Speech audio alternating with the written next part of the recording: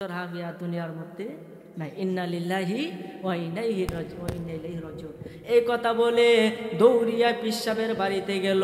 পিসাবের বাড়িতে যখন দৌড়িয়া গেল, ওই বিশর হাফির বাড়িতে যখন দৌড়িয়া গেল, যাওয়ার পরে তার জানাজার মধ্যে তিনি শরীক হইল। জানাজার নামাজে লক্ষ লক্ষ মানুষ, এই আল্লাহর ওলির জানাজার নামাজে অনেক মানুষ। জানাজার পরে তার একজন মুরিদ ছিল, নাম হলো কাশেম বিন একটা কিছু কাশেম বলে একটা নাম ছিল। ওই কাশেমের রাত্রে স্বপ্ন দেখতেছে তার হুজুর জান্নাতের মধ্যে ঘোরাফেরা করতেছে। তিনি তাকে প্রশ্ন করলেন, মা ফাআলাল্লাহু বিকা, আল্লাহ আপনার সাথে কেমন কেমন আচরণ করতেছে, আমাকে একটু বলেন, আপনার অবস্থাটা কিরকম, আপনি যে ইন্তেকাল করছেন আপনার সাথে আল্লাহর ব্যবহার কিরকম। ওই বিশর হাফি রহমতুল্লাহ আলাইহি তিনি সুন্দর ভাষায় বলতেছে, বাবা রে, আমি মরার পরে আমার আল্লাহ আমার জীবনের সমস্ত গুনাহ খাতা ক্ষমা করে দিয়েছেন। এমন কি যে ব্যক্তি আমার জানাজার মধ্যে শরীক হইল, আল্লাহ তাকেও ক্ষমা করে দিয়েছেন।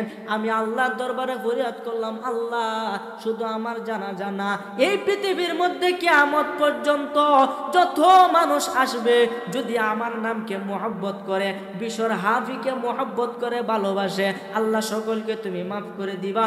আমার আল্লাহ ডাক দিয়া কয় এলহামের মাধ্যমে, বিশর হাফিরে, তোর জানাজায় যারা শরীক হয়েছিল আমি তাদের ক্ষমা করে দিলাম, তোরও ক্ষমা করে দিলাম। আমি খুদাইতের কসম, আমি আল্লাহ পাকের জাতের কসম, যদি পৃথিবীর কোনো মানুষ তোরে মোহাব্বত করে, আমি তার জিন্দেগীর গুনাহ ক্ষমা কইরা দিব।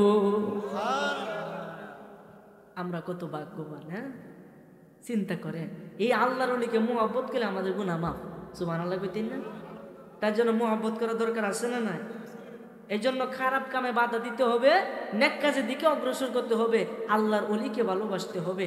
একবার আপনার মদ খাইতো ঠিক মতনে, মদ খাওয়ার পরে তার ভাই ছিল পরহেজগার, তার ভাই ছিল ভালো মানুষ, যখন মদ খাইতো ছোট ভাই, তখন তারা ডাহায় আনছে, আইনে কইতাছে, এই তুই মদ কাজ করে করে ফিরান দেন, এটা কয়েকটা মাইর দিছে।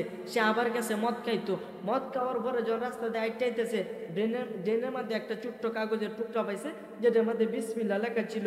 সে কি করলো, ফুচ্ছে পানি দিয়ে খাইছে। পানিতে যখন গিল্লে খাইছে, সে তাওরায়া মদ খাইছে, তো মাথার মধ্যে হুঁশ নাই, আল্লাহর নাম খায়া পানির মধ্যে পইরা সে মারা গেছে। মারা যাওয়ার পরে কিছুদিন পরে তার ভাই স্বপ্ন দেখে সে বেহেস্তের ভিতরে ঘোরাফেরা করে। ডাক দিয়ে কই, কিরে ভাই, তুই না মদ খাইতে, তুই না খারাপ কাজ করতে, তাহলে তুই বেহেস্তে গেলে কেমনে? ও ভাই গো, ওই যে তুমি শাসন করছিলা, ওই শাসনের পরে আমি বিসমিল্লাহকে মোহাব্বত করে আমি বিসমিল্লাহ টুকরাটা আমি খাইয়াছিলাম, এর উসিলায় আমার ভিতরে যেহেতু বিসমিল্লাহ মন কান্না কি রাইছে, আমার প্রশ্ন করতো তোমার রব্বুকা, তোমার রবকে, তখন আমি উত্তর দিলাম আমার ভিতরে আমি ক্ষুধারে নাই, তুমি আমার জিগাও ক্ষুধাকে। তখন গাইবির থেকে একটা আওয়াজ আইলো, আমি আমার বান্দারে মাফ করে দিলাম। তো বান্দারা যদি আল্লাহ মাফ করে দেয়, তাহলে আমাদের কিছু করার আছে? আপনাকে যদি মাফ করে দেয়, আমার কিছু করার আছে? এই জন্য আমার ভাইরা, বাবারা, বন্ধুরা, আল্লাহ কারে কোন সিলাই মাফ করে এটা বলা যায় না। সমস্ত ক্ষমতার মালিককে, আওয়াজ করে বলেন, সমস্ত ক্ষমতার মালিককে। প্রভু তুমি রহমান, প্রভু তুমি মেহেরবান, প্রভু তুমি রহমান, প্রভু। আরে তোমার হাতে জীবন মরণ, তোমার হাতে প্রাণ, প্রভু তুমি রহমান, প্রভু তুমি মেহেরবান, প্রভু তুমি রহমান, প্রভু। এই গাছ গাছালি বন বনানি বিধানদাতা তোমায় মানি, তোমার কোরআন সত্য জানি, দিয়ে মন প্রাণ, দিয়ে মন প্রাণ। ওরে পরকালে তোমায় পাবার আশায় পেরেশান, প্রভু তুমি রহমান, প্রভু তুমি মেহেরবান, প্রভু তুমি রহমান, প্রভু তুমি মেহেরবান। এই নদী চলে, সাগর চলে, কলতানে তোমায় ডাকে, যাওনি ভুলে যে ভুলেছে তোমায় দয়াবান, তোমায় দয়াবান।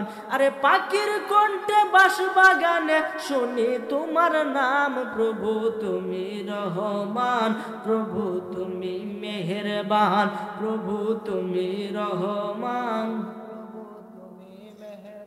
কথা কোন ঠিক কিনা? ওই আল্লাহ পাকের হাতে সমস্ত ক্ষমতার উৎস, যিনি আপনাকে মৃত থেকে বাইর করতে পারে, আবার কি জীবিত তাকে মৃত বাইর করতে পারে। ধরেন একটা ডিম, ডিম চিনেন নি? মুরগি যে ডিম পারে, এই ডিম কি মৃত না জীবিত? জীবিত, আডে নাকি খা, তাহলে তো মৃত। আডেও না, খায়ও না, ঘুমায়ও না, তো ডিম কি মৃত না? তার হাত পাও নাই, তাহলে মৃত। এটার ভিতর থেকে মুরগির বাচ্চা বাহির হয় কি হয় না? তাহলে মৃত থেকে জীবিত বাহির হইল কি না? আবার জীবিত তাকে মৃত কেমনে বাহির করে? একটা মানুষ হলো প্রাণী, তার ভিতরে প্রাণ আছে, এর ভিতর থেকে মরা মানুষ হয় কি হয় না? তে ক্ষমতার মালিক কে?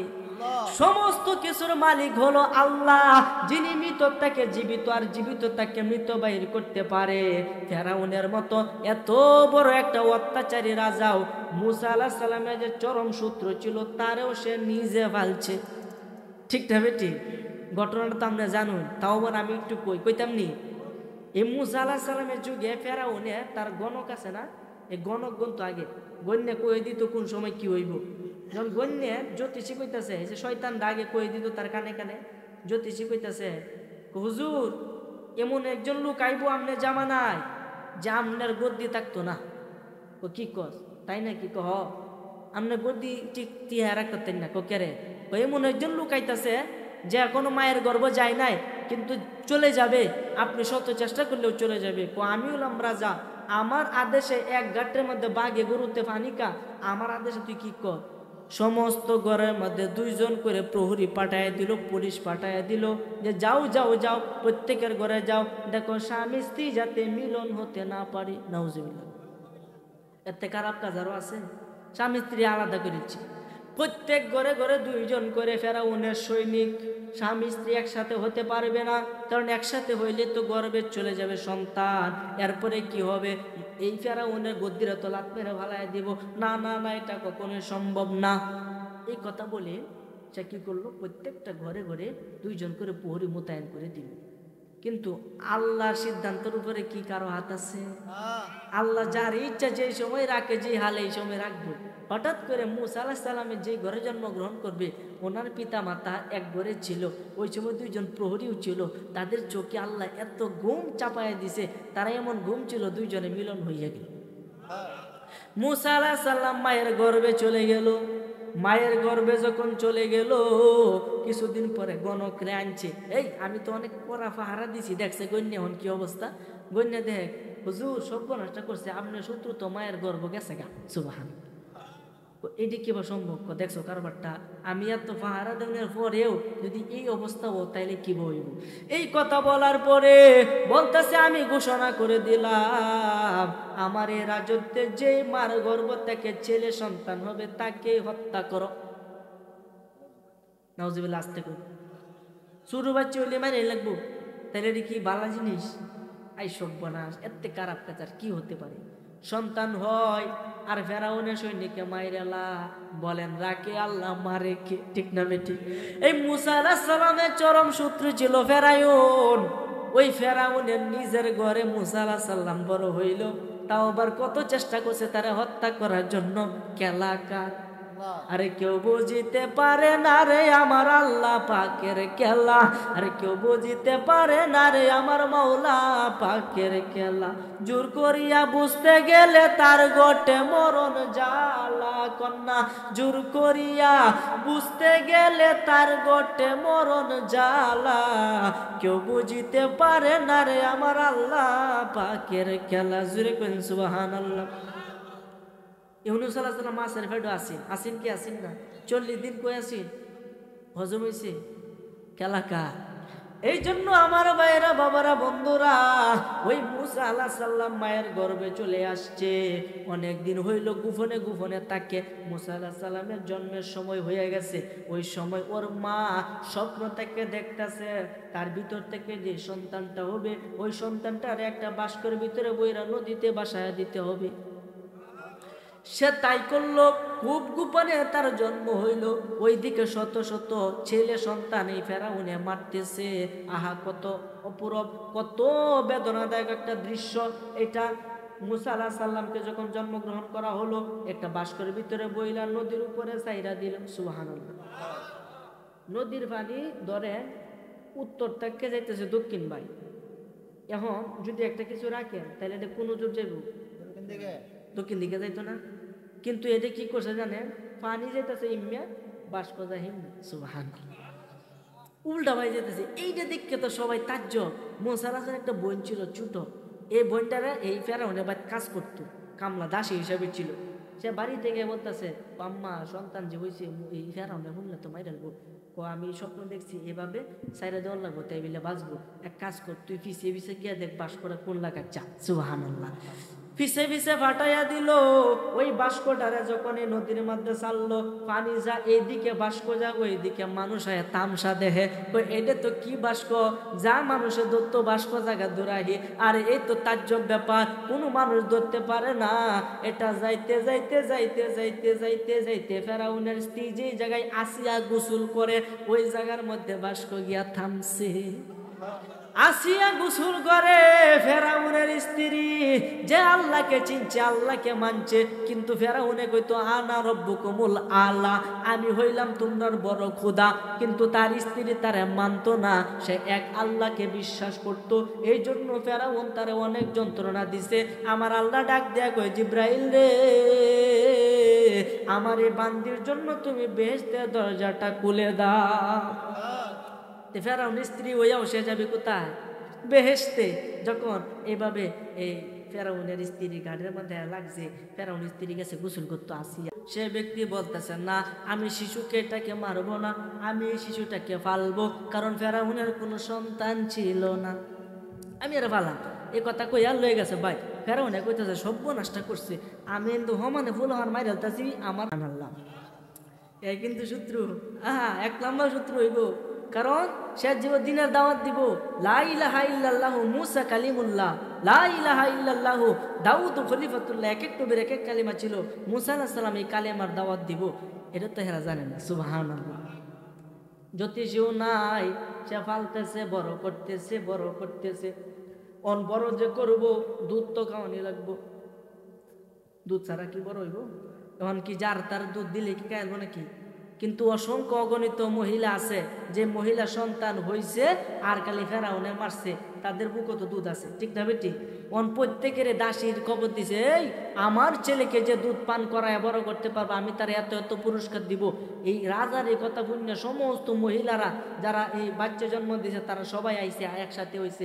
মুসা আলাইহিস সালাম দিয়ে কারো দুধ আর সে খাই না, খাই না। হঠাৎ করে এই যে মুসা আলাইহিস সালামের বন্যা ফিসে ফিসে গেছেন, দেখতো কি অবস্থা। সে এই জিনিসটা দেখে বলতেছে, রাজা মশাই, আমাদের এলাকায় একজন মহিলা আছে, আমার মন কইতাছে তার দুধটা খাইব। করে লই আও, আরে তো আমি এটাই চাইতেছি, লই আও। এই কথা যখন বলছে, দৌড়িয়ে আগে বলতেছে, মা তোমার কপাল খুলছে। সুবহানাল্লাহ, তোমার কপাল খুলছে, তাড়াতাড়ি যাও গিয়া তোমার ছেলেকে তুমি লালন পালন করো, আর সমস্যা নাই। বলতেছে আল্লাহর দরবারে শুকরিয়া। দৌড়িয়ে গেছে ফেরাউনের মহলে, গিয়া বলতেছে আমার কাছে দেন। দেওয়ার পরে দুধটা দেওয়ার সাথে সাথে খাওয়া শুরু করছে। দুধ যখন খাইতেছে ফেরাউনে কি খুশি হবো না বেজার হইব? আরে খুশি, আমার ছেলের একজন পাইছি, দেখ তোমারে পাইছি মায়া, তুমি আমার বাড়িতে থাকি আমার ছেলেটারে ফালবা। অতলালি আটজন না, আমি আমার ভাগ্যে যদি মন চা ফালবাম, নাইলে আমি ফালতাম। এটা তো ঠিক হইতেছে না, আমার বাচ্চারে তোমার বাড়িতে ফালবা? না, আমি যদি মন চাতে আমার বাড়িতে নাইলে আমি ফালতাম। আচ্ছা ঠিক আছে, তুমি ফাইলে বড় হয়ে আমার দেলে। আচ্ছা ঠিক আছে, লইয়া গেছে গা নিজের বাড়িতে। সুবহানাল্লাহ। অথচ ওই ফেরাউনের এক নাম্বার শত্রু, যারে হত্যা করার জন্য স্বামী স্ত্রী মিলন বন্ধ করে দিছে, হাজার হাজার লক্ষ লক্ষ শিশুর এসে মারছে, অবশেষে মুসা তার ঘরে আয়া উঠছে। এই খেলা কিন্তু আল্লাহর খেলা বোঝার মতো পৃথিবীর কোনো মানুষ নাই। খারাপ লাগতেছে রে বাবা? আল্লাহুম্মা সাল্লি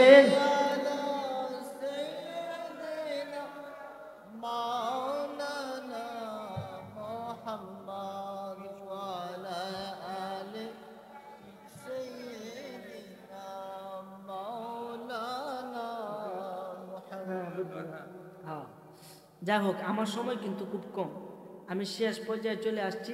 এখন আপনাদেরকে নিয়ে যে ঘটনাটা কইতে, এটা কিন্তু অনেক লম্বা, এটা কিন্তু আজকে শেষ করুন যেত না। আমাকে বলতেছে, মানে অনেকে পীর বিশ্বাস করে না, পীর বিশ্বাস করে না, এই সম্পর্কে পেতাম। আসলে পীর বিশ্বাস করেন এই সম্পর্কে আমি কি কইয়াম যে কামেল মুকাম্মেল আল্লাহর ওলির হাতে হাত দিতে হবে, এটা পবিত্র কোরআনে আছে যে কি যদি তোমরা আমাকে পাইতে চাও একটা উসিলা তালাশ করো। উসিলা কি? অনেকে বলে নামাজ রোজা হজ যাকাত ইত্যাদি ইত্যাদি উসিলা, কিন্তু এগুলো আপনি পাইবেন কি করে? যখন আপনি ইমানদার হবেন। আগে ইমান, এরপরে হচ্ছে আমল। আগে আপনি আমল লয়ে ধরতেছেন, ইমানের কবর নাই, বলেন এই আমলে কি কোনো কাজ হইব? যখন আপনি একজন কামেল মুকাম্মেল আল্লাহর ওলির হাতে হাত দিবেন তখনই পাক্কা মুসলমান হয়ে যাবেন। আর পাক্কা মুসলমান হওয়ার পরে আপনি ইমানদার, আর ইমানদার হইলে আপনি যত ইবাদত করেন সব কবুল হবে, সুবহানাল্লাহ। সে শরীয়ত তরিকত আগে মারিফত পর্যন্ত আপনাকে পৌঁছে দিবে। কথা কোন ঠিক কিনা? এজন্য পীর হতে হবে, শর্ত হলো কামেল হতে হবে। কামেল ছাড়া হবে না। যার কথায় আকাশ থেকে বৃষ্টি ভরে, যার কথায় বৃষ্টি আল্লাহ বন্ধ করে দেয়, এরকম আমলদারি পীরের মুরিদ হইতে হবে, তাহলে কি আপনি পাইবেন। মনে রাখবেন, আপনি পীরের কাছে মুরিদ হয়েছেন, কিন্তু আপনার যে ব্যবহার এটাই রয়েছে, বিড়ি খাইতেন বিড়ি খাওয়া চাচ্ছেন না, দাড়ি কামাইতেন দাড়ি কামাই নেই, কোনো রকম পরিবর্তন নাই, তাহলে মনে করবেন ওই পীরের ভিতরে কোনো রহমত নাই। সোজা বাংলা বল, যখনই আপনি তার সোহবতে থাকি আপনার ভিতরে আল্লাহ পাকের ভয় আপনার ভিতরে জাগ্রত হবে, দেখে নবীর সুন্নত মতো আপনার জীবন গড়ে তুলবেন, তখনই মনে করবেন সেই হলো প্রকৃত পীর। বলেন সুবহানাল্লাহ। আল্লাহ যেন আমাদের প্রত্যেকেরই সঠিক পীরের হাতে হাত দিয়ে, সঠিক মুর্শিদ আল্লাহর ওলির হাতে হাত দিয়ে যাতে কবর পর্যন্ত পৌঁছতে পারি, বলেন আমিন। এই জন্য আমার ভাইরা বাবারা বন্ধুরা, ঘটনা কয়ে শেষ করতাম নি। আমার ভাই অনুরোধ করছে দেখে আমি কথাটা বললাম যে অনেকে আসলে পীর বিশ্বাস করে না, বিশ্বাস না করারই কথা। কারণ বাংলাদেশের মধ্যে পীরের কিন্তু অভাব নাই, ঠিক না বেটি? হ্যাঁ, ও পীর যে টানে ও কি কলকি টানে, ও পীর। আরে পীরের তো বেশ কম আছে, অনেক পীর আছে নামাজই করে না, হ্যাঁ ও পীর। কথা কোন ঠিক কিনা? এই জন্য এদের কারণে আমাদের বদনাম হয়। এটা সুন্নিয়ত হতে পারে না। মাজারে সেজদা দেওয়া যায় না, সেজদা দেওয়ার জায়গা মাজার না। মাজারে তুমি গিয়া দোয়া করতে পারবা, জিয়ারত করতে পারবা। মাজার শব্দের অর্থ হলো জিয়ারতের স্থান, যেখানে জিয়ারত করা হয়। যারা সেজদা দেয় তারা শিরিক করে। যারা সেজদা দেয় তারা কি করে? শিরিক করে। শিরিক তখনই হবে যখন আপনি বিশ্বাস করবেন যে মাজারের ভিতরে যে শুয়ে রয়েছে সে হয়েছে আমার আল্লাহ, নাউজুবিল্লাহ কই, তখনই শিরিক হবে। আর যদি এই কথার কই ফেসলাগানি দরকার নেই। আর যদি মনে করেন না উনি আল্লাহর একজন বান্দা, আমি তার তাজিমি সাজদা দিলাম, এটাও ভুল। তাজিমি সাজদা আদম আলাইহিস সালামের যুগে ছিল, এরপরে ইউসুফ আলাইহিস সালামের যুগ পর্যন্ত ছিল, এরপরে আমাদের আর নাই তাজিমি সাজদা। নবীজি বলেছেন যদি কোনো মানুষ আল্লাহ ব্যতীত কাউকে সাজদা দিতে পারত, তাহলে আমি প্রত্যেক মহিলাকে আদে দিতাম তার স্বামীর কদমে সাজদা দিত। সুবহানাল্লাহ কইতেন না? এই জন্য কোন পীরের পায়ে সেজদা দেওয়া যাবে না, তবে সালাম করা যাবে, সেজদা দেওয়া যাবে না।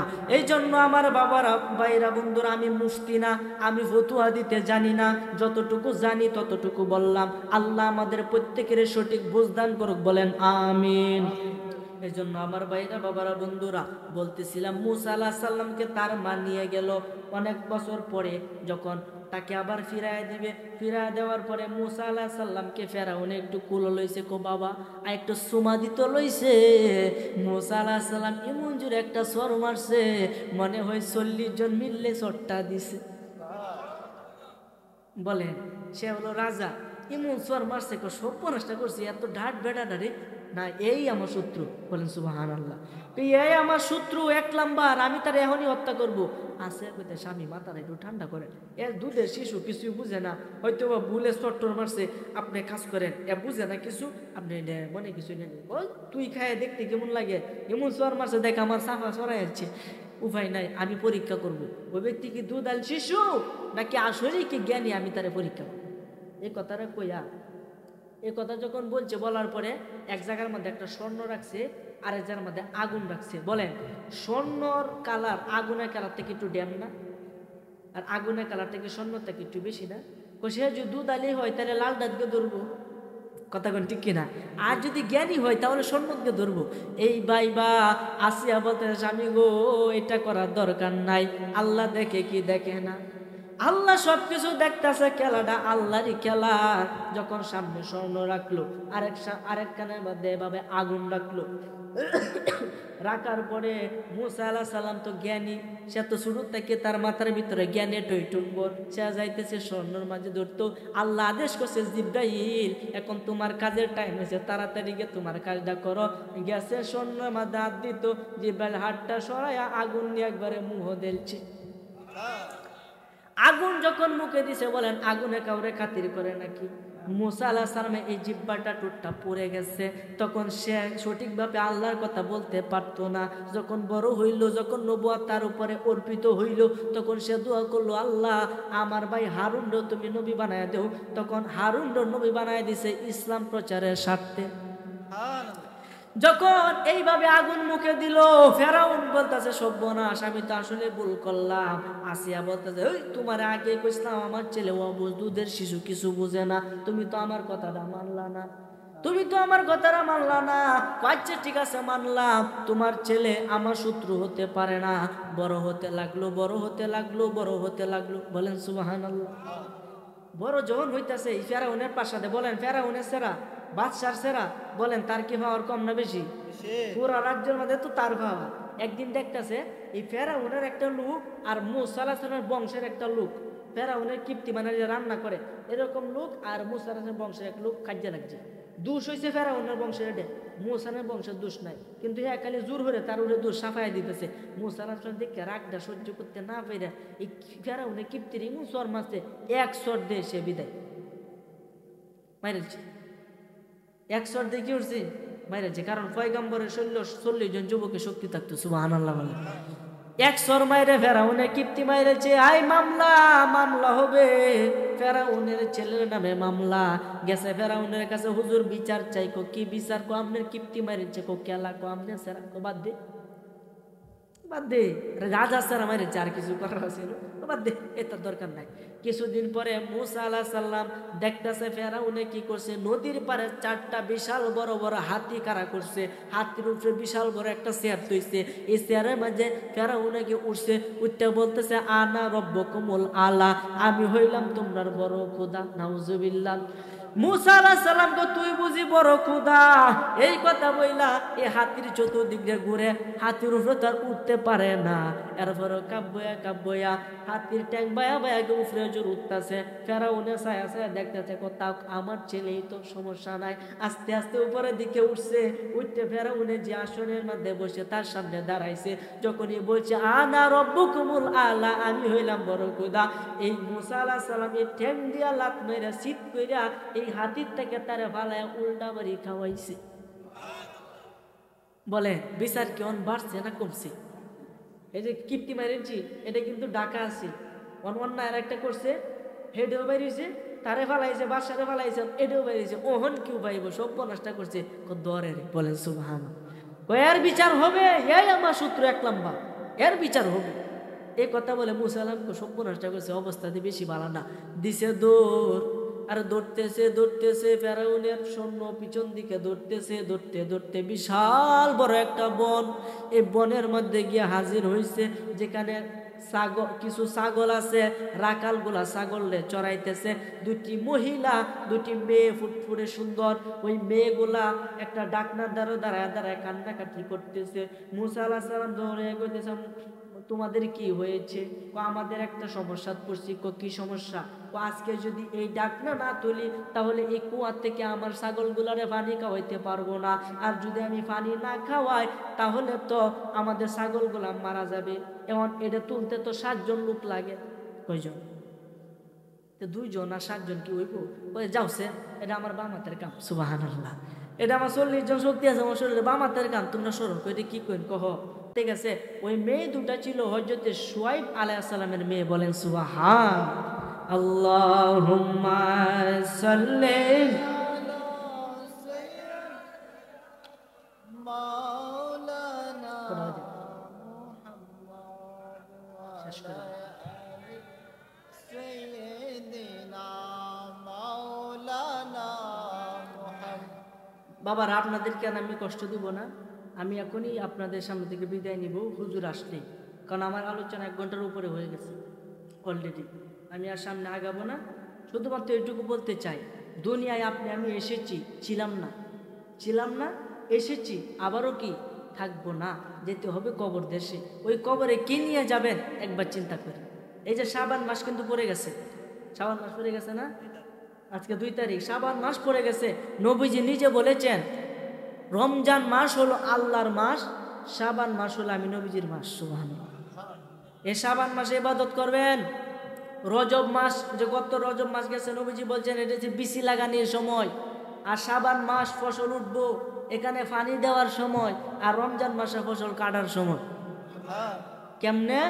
আপনি রজব মাসে বেশি বেশি ইবাদত করবেন, মানে বিসি লাগাই চুন। শাবান মাস আইলে বেশি বেশি কান্নাকাটি করবেন, মানে পানি দেন চুন।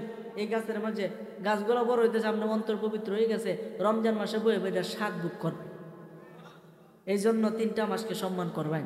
আমরা আসতেছি, রজব গেছে, শাবান পড়ছে, সামনে রমজান আসতেছে। আল্লাহ যেন আমাদেরকে রমজান পর্যন্ত হায়াত দেয় এবং 30টা রোজার মধ্যে 30টাই যেন আমরা রাখতে পারি। মহান আল্লাহ যেন আমাদের সে তৌফিক দান করে, বলেন আমিন। তো বলতেছিলাম আমার ভাইরা, বাবারা, বন্ধুরা, ওই 2 মেয়ে পানি খাওয়াইয়া বাড়িতে চলে গেল। গিয়া বলতেছে, বাবা আজকে এমন একটা লোকের সন্ধান পাইছি যে আমরা 7 জন মিলে যে ডাকনাটা আঙ্গাইতে অনেক কষ্ট হইতো, একটা লোকে বাম হাতে এই বাস্কটা আঙ্গাইছে। তার বাবা বলতেছে, সর্বনাশ, সে তো মনে নবী হবে। পয়গাম্বর ছাড়া এত শক্তি কারো শরীরের মধ্যে নাই। এই কথা যখন বলছে, এর যদি ফাও কালকে, তাইলে গিয়ে বলবা যে আমি তার দাওয়াত করছি। সুবহানাল্লাহ, আমি তার দাওয়াত করছি, তুই তারে ফাও তাহলে আনবা, বলেন না সুবহানাল্লাহ। এই কথাটা বললাম। পরের দিন আবার 2 মেয়ে এই বনের মধ্যে গেল তার ছাগলগুলা চড়াইতে। গিয়া দেখে মুসা আলাইহিস সালাম বসা। বলতেছে, আজকে আপনাকে পায়ে গেলাম, আমার বাবা বলছে আজকে আমাদের বাড়িতে আপনার দাওয়াত। আচ্ছা ঠিক আছে। এই কথা বলে আচ্ছা বলেন তো, যে দাওয়াত যে দিছে, এতে কি মুসা আলাইহিস সালাম খুশি হই না বেজার হইছে? হাই হাই হাই হাই রে, পলাতক আসামি একটা আশ্রয় যে পাইছে, আল্লাহর দরবারে শুকরিয়া। কো বাবা মনি আইতাছি, যাও। হুকুমে বাড়ি কহিমনে আপনি আমরা পিছে পিছে আইন, আমি আপনার সামনে দিয়ে আডি, কারণ আপনি তোর বাড়ি ছিল না। মুসা আলাইহিস সালাম কইতেছে, না, আমি তোমাদের পিছনে কিভাবে থাকবো, তোমরা আমার পিছনে থাকবো, আমি তোমাদের সামনে থাকবো, বলেন সুবহান। এটাও নবুয়তের একটা পরিচয়। মেয়েদেরকে সামনে নিয়ে পিছনে কোনো পুরুষ হাঁটবেন না, তাহলে অন্তরের মধ্যে কুধারণা সৃষ্টি হবে, ঠিক না বেটি? এই জন্য মহিলাদেরকে পিছনে রাখবেন, পুরুষরা সামনে হাঁটবেন। এতে কি হবে, আপনার ভিতরে আর খারাপ চিন্তা আসবে না, আসলেও সেটা আর বেশিক্ষণ আপনার স্থির থাকবে না, এটা ধ্বংস হয়ে যাবে। আর যদি মেয়ে আপনার সামনে থাকে, তাহলে আপনি যতক্ষণ তারা দেখবেন ততক্ষণ তার ব্যাপারে আপনি খারাপ চিন্তা করতে থাকবেন, ঠিক না বেটি? এই জন্য নজরকে হেফাজত করতে হবে। যদি নজরকে হেফাজত না করেন, জাহান্নামের সীসা গলাইয়া চোখের মধ্যে ঢালিয়া দিব, আর চোখগুলা কানা হইয়া একেবারে তার পিছন দিক দিয়ে বাহির হবে, যন্ত্রণায় অস্থির অস্থির করা শুরু করবে। এই জন্য চোখের হেফাজত করতে হবে। আল্লাহ যেন আমাদেরকে চোখের হেফাজত করার তৌফিক দান করে, বলেন আমিন। মুসা আলাইহিস সালাম কয়, আমি সামনের দিকে হাঁটবো, তোমরা আমার পিছনের দিকে হাঁটবা। মেয়েরা বলতেছে, আপনি তো বাড়ি চিনেন না, আমরা তো চিনি, আপনি আমাদের পিছনে হাঁটেন কোন না, তোমরা পিছন থেকে ডাইন বাইন দেখায় দিবা, আমি খালি যাই। সুবহানাল্লাহ। এইভাবেই গেল। যাওয়ার পরে শুআয়ব আলাইহিস সালাম প্রথমে জিজ্ঞেস করতেছে, এই লোকটা যে আইছে কি বা আইছে? আমাদেরকে পিছনে দিছে, সে সামনে হাঁটছে, একটা আলামত পাইয়ালছি। সুবহানাল্লাহ। সেই নবী হবে। এই কথা বইলা বলতেছে, বাবা তোমার নাম কি? আমার নাম তো হযরত মূসা। আমার নাম হলো মূসা। আচ্ছা ঠিক আছে, আজকে থেকে তুমি আমার বাড়িতে থাকবা। মূসা আলাইহিস সালাম সগবগ করতেছে, এটা করো কেরে? আমি আসল কথাটা হয়েছে, আমি তো মার্ডার কেসের আসামি, আর ফেরাউন আপনারা ভালো তুই হাঁটছি, আমার তো এই এখন ডর করতেছে। ও এই কথা, এই চিন্তা করো না, এটা ফেরাউনের রাষ্ট্র না, এটা তুমি আরেক রাজ্যের জন্য চলে আইছো, আর কোনো টেনশন নাই। সুবহান। এই কথা বলে সে বলতেছে, তাহলে আমাকে যে আপনি আশ্রয় দিলেন, আমাকে কি করতে হবে? তোমারে আমি 3 বেলা খাওয়াই, আমি শুধু ফেডে বাতে, কোনো টাকা দিব না, তুমি আমার বিশাল বড় ছাগল গোলা ফালবে। আচ্ছা ঠিক আছে, একটা থাকার জায়গা তো হইল। এই কথা বলে ছাগল পালা শুরু করলো, আর 3 বেলা দুলা ভাত খাওয়া শুরু করলো, কিছু খাওয়া শুরু করলো। এইভাবে যখন অনেক বছর পার হয়ে গেল, ওই মেয়েগুলা বিয়ের সময় হলো, তখন শুআয়ব আলাইহিস সালাম মূসা আলাইহিস সালামকে বলতেছে, বাবা রে, তোমার কাছে আমি একটা কথা বলবো, রাখবানি? কি কথা? আমার মেয়েকে তোমার কাছে বিয়ে দিতে চাই। আর জোরে কই না সুবহানাল্লাহ। মুসা আলাইহিস সালাম কয়, আমি যে বিয়ে করব আমার তো 1 টাকাও নাই, কি দিব মহারানা, আর কি দিব, কি আমার সম্ভব না। আচ্ছা ঠিক আছে, তাহলে একটা চুক্তি হোক। কি চুক্তি? তুমি যে ছাগল গোলা ফালবা, এই বছরে আমার ছাগলের ভিতর থেকে কপালের মধ্যে চাঁদের সাদা চিহ্ন যে ছাগল গোলার হবে, এই ছাগল গুলো হচ্ছে তোমার, আর যেটা একেবারে কালো হবে, কোনো সাদা থাকবে না, ওই ছাগল গুলা আমার। আচ্ছা ঠিক আছে, পাল্টাছে। দেখা গেল এই বছরের মধ্যে কপালের মধ্যে সাদা চিহ্ন বেশি হয়েছে। মুসা আলাইহিস সালামের একটা কাফেলা হয়ে গেল। পরের বছর এটা দেখে শোয়েব আলাইহিস সালাম কইতেছে, পরের বছর যেটার মধ্যে সাদা হইব এটা আমার, আর যেটা কালো হইব এটা তোমার। পরের বছর দেখা গেছে কালা বেশি হয়েছে। মুসা আলাইহিস সালাম একটা বাহিনী হয়ে গেল। কয়েক বছর পরে ছাগল গোরা বড় হইল, এখন সে বিশাল বড় ছাগলের মালিক। এই কথা বলে তখন তার কাছে মেয়েকে বিয়ে দিল। মেয়েকে কি দিল? বিয়ে দিল। বিয়ে দেওয়ার পরে সব কিছু যখন দিল, অনেক দিন পার হলো। মুসা আলাইহিস সালামের স্ত্রী করতে সন্তান হবে, সন্তান হবে, এরকম একটা অবস্থা। এই মুহূর্তে খবর আইলো, আর এখানে থাকা যাবে না, তোমাকে ফেরাউনের রাষ্ট্রের মধ্যে যেতে হবে। সুবহান। মুসা আলাইহিস সালাম বাহির হইল, সন্তান হওয়ার সময় কিন্তু কাছাইছে, কিন্তু আল্লাহ পাকের নির্দেশ যেতেই হবে এই কথা বলিয়া হযরত শুআয়ব আলাইহিস সালাম কইতেছে, বাবা তোমাকে তো আমি কোনো জিনিস দিতে পারি নাই, নাও আমার হাতের লাঠিটা তুমি লইয়া যাও। এই লাঠি কার লাঠি জানুন? আদম আলাইহিস সালামের। এই আদম থেকে আইছে শুআয়ব, শুআয়ব থেকে মুসা। সুবহানাল্লাহ বলেন না? কার খেলা এটা? এই লাঠির পাওয়ার কত? লাঠিটা দিছি, দেওয়ার পরে আইতেছে, লই আইতেছে তুর পাহাড় পর্যন্ত যখন আইছে, আউনের সাথে সাথে তার বেবির পেটের ভিতরে প্রসব বেদনা শুরু হয়ে গেল। বলেন সুবহান। একজন মার যখন প্রসব বেদনা হয়, বলেন তার কতটুকু কষ্ট হয়। আর এরপরে সন্তান হইয়া সে মাকে কষ্ট দাও। হ্যাঁ, তোমাকে জাহান্নামে ঠাই হইতো না। পিতা মাতার মনে কষ্ট দিলে আল্লাহর আরশ কেঁপে উঠে। যেই পিতা মাতা আপনাকে আমাকে 10 মাস 10 দিন নিজের গর্ভে ধারণ করছে, এত কষ্ট সহ্য কইরা, প্রসব বেদনা সহ্য কইরা, যেই বেদনাটা সহ্য যদি আপনি করতেন, আপনি ইন্তেকাল করতেন। কিন্তু মা আপনার এই প্রসব বেদনা সহ্য কইরা, সে মা অনেক কষ্ট করে আপনাকে পৃথিবীর মধ্যে আনছে, আইনে এত বছর লালন পালন করছে, আপনার মুখে তুল্লা খাওয়াই দিছে, বিছানার মধ্যে প্রস্রাব পায়খানা করতেন, এটা মা সাফ করছে। মার মনে স্বর্গীয় আনন্দ হইতো যখন আপনি প্রস্রাব পায়খানা করতেন। সেই মা কেমন মা? যে মা স্বার্থ স্যার আপনাকে আমাকে ভালোবাসছে, আপনার চোখ একটা কানা, এরপরে মা আপনাকে ভালো না বাসছে, এরকম কোনো নজির নাই। আপনার কান একটা নাই, এরপরে মা আপনাকে ভালোবাসবে। আপনি লুলা, এরপরে মা আপনাকে ভালোবাসবে। সেই মা কেমন মা? যার মা দুনিয়ায় নাই, সে বুঝে মা হারানোর কত যন্ত্রণা। ঠিক না বেটি?